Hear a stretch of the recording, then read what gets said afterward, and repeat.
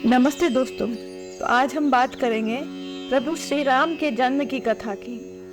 यह बात उस समय की है जब मनु और शत्रुता परब्रह्म की तपस्या कर रहे थे। कई वर्ष तपस्या के बाद भगवान शंकर जी ने स्वयं माता पार्वती से कहा कि ब्रह्मा, विष्णु और मैं कई बार मनु और शत्रुपा के पास वर देने के लिए गए और कहा कि जो वर तुम मांगना चाहते हो वो मांग लो।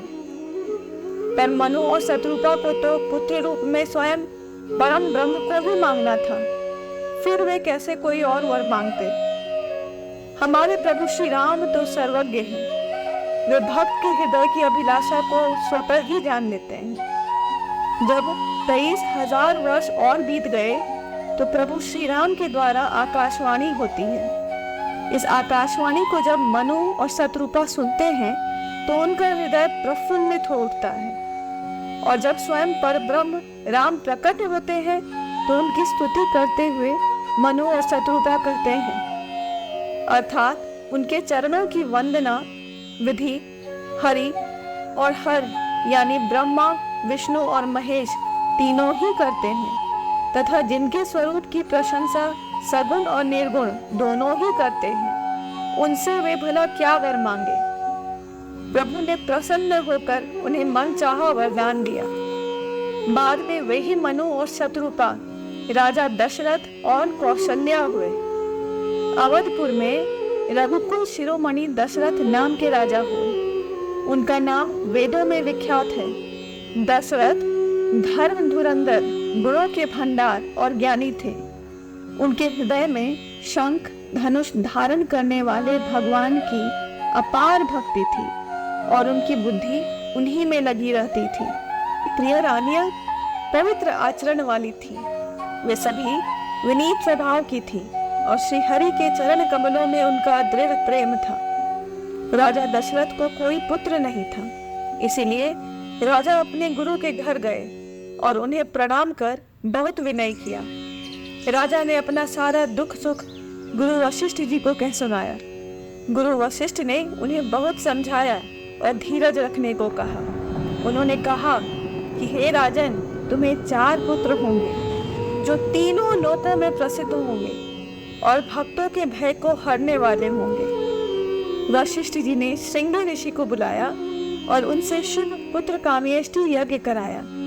मुनि के भक्ति सहित आहुतियां देने पर अग्निदेव हाथ में हविष्टि खीर लिए प्रकट हुए और राजा से बोले, हे राजन, यह यज्ञ सिद्ध हो गया।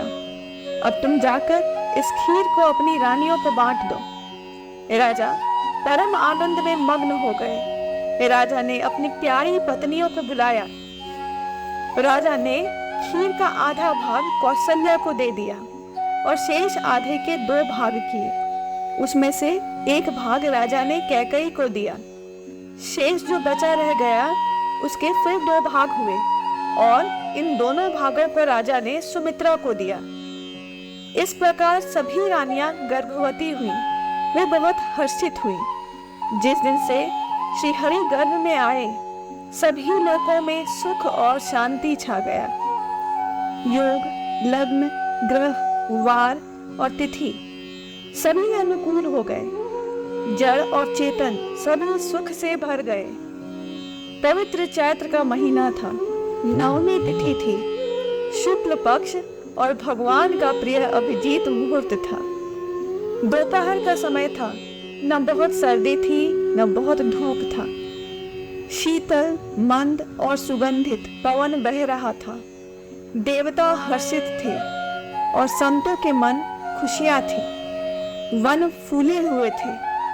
पर्वतों के समूह मणियों से जगमगा रहे थे। जब ब्रह्मा जी ने भगवान के प्रकट होने का अवसर जाना, तब उनके समेत सारे देवता विमान सजा सजा कर चले। निर्मल आकाश देवताओं के समूहों से भरा हुआ था। गंधर्वों के दल गुणों का गान कर रहे थे। आकाश से पुष्प बरसने लगे। आकाश में नगाड़े बजने लगे। नाग, मुनि और देवता स्तुति करने लगे और समस्त लोकों को शांति देने वाले जगतधार प्रभु प्रकट हुए।